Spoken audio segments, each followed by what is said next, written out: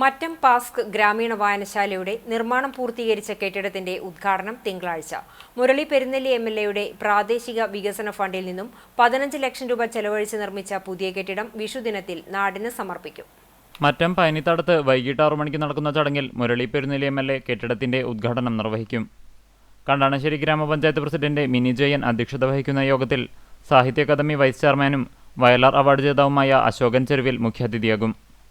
Chowwannur block panchayat president Ancy Williams, block panchayat vice president KG. Pramod, block ആരോഗ്യ വിദ്യാഭ്യാസ സ്ഥിരം സമിതി ചെയർപേഴ്സൺ ഷാരി ശിവൻ, ഗ്രാമപഞ്ചായത്ത് അംഗം advocate PV. Nivas, Calicut university athletic coach PB. Jayakumar, Kunnamkulam taluk library council secretary Valsan Parannur എന്നിവർ ചടങ്ങിൽ സംബന്ധിക്കും.